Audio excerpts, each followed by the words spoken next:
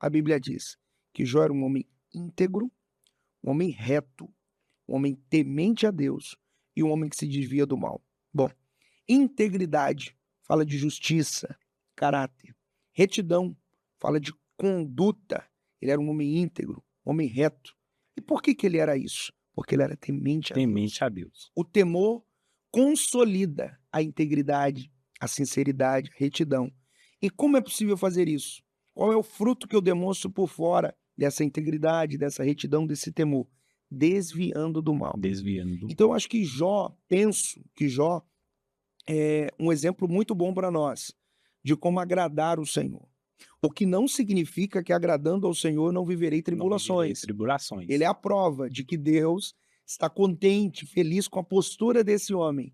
É. Entretanto, o expõe a tribulações. E aí dá outro podcast. Por que isso? Por que isso? Agora, o senhor falou uma coisa aí muito Sim, bacana, que foi o temor, né. E sim, tem, outros, né, que vão dizer que a humildade, sim, a renúncia, né. concordo Provérbios também. fala, né, É que um leque é um gigante. leque, e Sim. Provérbios vai unir isso, Provérbios lá, né, Agora, ele o vai temor é a base, a porque o base. temor é o princípio da Isso, da sabedoria. É o sabedoria. começo, é o ponto de partida.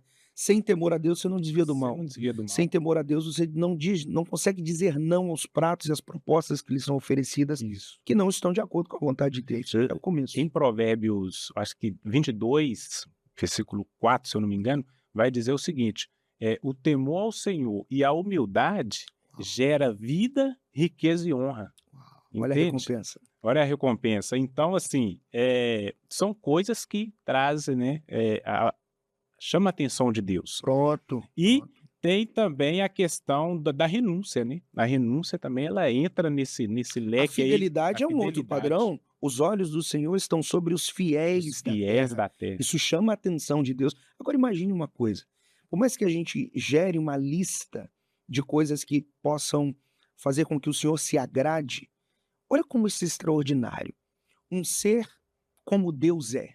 Quem Deus é? Em primeiro lugar, Deus é um dos maiores mistérios. Se ele não é um dos maiores mistérios, ele é o O maior. maior mistério.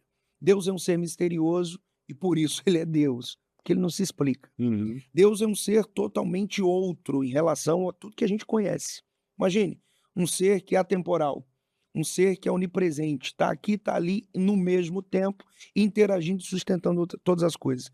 Um ser tão outro, tão soberano, tão grandioso como o nosso, se interessar por mortais, temporais, problemáticos como nós.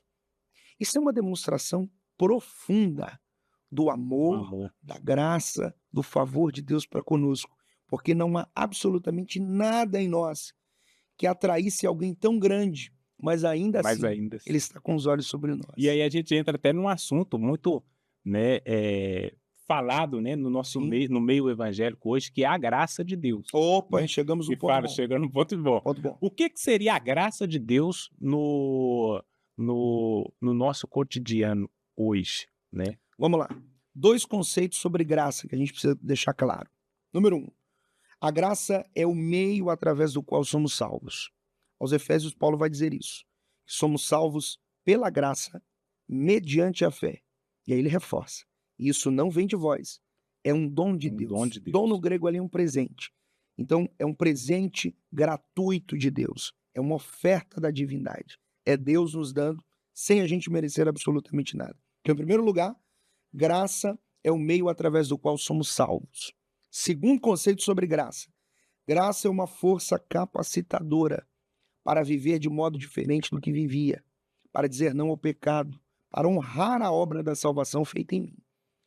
E esta graça é a graça dita pelo Senhor a Paulo em 2 Coríntios 12, quando Paulo vai questionar acerca do espinho da carne, que foi posto ali para que ele não se exaltasse, e orgulho é um pecado, ou seja, Então, para que ele não peque, ou para que ele não viva essa consistência pecaminosa, o Senhor vai dizer: a minha graça graça te te basta. basta. E basta ali a suficiência, plenitude. Ela preenche você de modo que você não vai precisar dessas demais coisas. Então, a graça ela precisa ser interpretada desta maneira. O problema é que a nossa geração aprendeu a interpretar a graça apenas como meio salvador e não como força e poder capacitador para viver à altura do que a Bíblia ensina. E aí eu transformei a graça numa graça barata, porque é uma graça que apenas oferece perdão, misericórdia, é uma graça que apenas me livra do inferno, mas ela não é poderosa para transformar Para quem eu sou. transformar. Spurgeon diz uma frase poderosa, se você estiver acompanhando, anote isso. A graça que não me muda, não me salva. Não me salva. Se ela não é poderosa para mudar quem você é hoje, ela não tem poder para resolver a sua eternidade. Se ela não muda um hábito que você muda com perseverança, às vezes, como é que ela vai te arrancar da rota de colisão com a justiça de Deus? Exatamente. Como E ela vai te livrar da condenação? requer uma renúncia ali da pessoa Pronto. também nisso. E aí nós caímos no perigo da pós-modernidade, que muitas igrejas pós-modernas desse tempo, elas estão oferecendo a hipergraça. E o que é a hipergraça? É uma oferta de perdão, mas ela não oferece transformação. Ela diz, olha, venha do jeito que você está. É claro que é um discurso filosófico que eu estou fazendo aqui, mas permaneça como você está. Não é que a pessoa diga para permanecer, mas não há um fruto de arrependimento, não há uma transformação de mente, não há uma regeneração. Peraí, Sim, que Deus é esse? Que simplesmente me perdoa dos meus erros, mas não me não transforma. me transforma. E o que a Bíblia diz é necessário É nascer ser de novo. de novo. Ponto. Isso é Ponto graça. final. E a graça, no ponto de vista ali, irresistível, né? Qual que é o seu Opa. entendimento acerca desse assunto? Você me permite ampliar esse raciocínio com Pode, você? pode. Olha o que Fique a à Bíblia vontade. diz aqui em Tito, capítulo 2. Ah, isso aqui é fabuloso. A gente precisa até ler isso aqui. Posso? Pode, Ok. fica à vontade. Tito, capítulo 2. Olha o que a Bíblia diz no versículo 11. Porque a graça de Deus se manifestou, trazendo salvação a todos os homens. Aí a turma lê só essa parte. Ela Trazendo é para me salvar. Glória a Deus. Eu recebo. Eu tomo Amém. posse. Amém. É de graça. Não pago nada. É gratuita. Aí Paulo diz assim, ó. Deixa eu colocar aqui na versão corrigida que fica até mais prático. Ensinando-nos que, ó, a graça não só salva, ela Mas ensina, ela ela tem um educa, papel ela didático discipula. ali. Pronto, ela tem uma didática na É. vida. Ela vai te reorientar na vida. Você vai viver uma nova vida.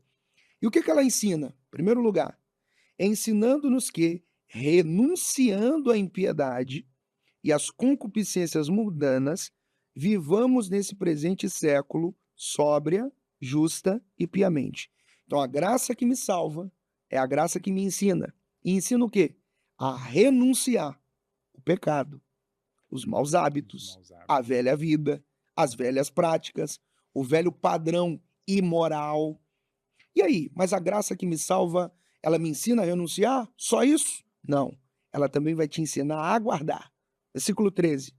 Aguardando a bem-aventurada esperança e o aparecimento da glória do grande Deus, do nosso Senhor Jesus Cristo. O que é isso? A graça que me salva, me ensina a renunciar ao pecado, ela muda a minha vida, ela me transforma, mas eu não vivo só uma nova vida. Eu não sou só um novo homem. Eu tenho uma nova esperança. Uma nova Eu aguardo a vinda de Jesus. Olha que coisa maravilhosa. Ela te dá ali um motivo, né, Pronto. para você poder permanecer É isso aí. é um novo nos homem caminhos. com uma nova mente, uma nova esperança. E aí, dentro, né, desse assunto, a pessoa que foi alcançada pela graça, Sim. quais são os frutos dessas pessoas? Quais são as atitudes, né? O senhor já até falou, Sim. mudança de comportamento, né? A Bíblia fala uma coisa poderosa sobre isso, sobre frutos de arrependimento. Que é isso? Quando a graça de Deus nos alcança, ela é poderosa para nos gerar a transformação. Como eu sei que alguém mudou? Jesus disse assim, pelo fruto os conhecereis.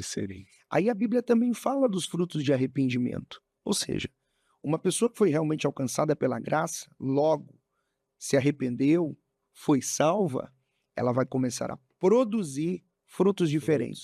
A vida muda, o contexto dela perceberá a mudança. As pessoas que interagem com ela verão, peraí, você está diferente.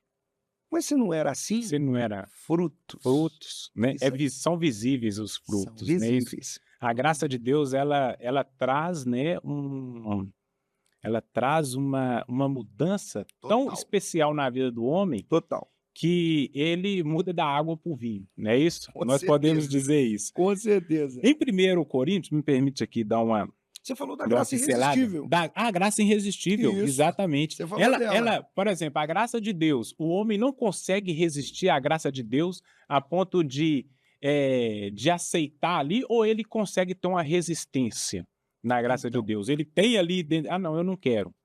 Não, ele tem esse poder de resistir a essa... Não quero mais, não quero essa graça. não quero essa graça, ou a graça de Deus é tão Bom. forte que inibe essa vontade do homem. Olha, esse é o debate dos debates da Bíblia, Dos né? debates. Especialmente Históricos, os né?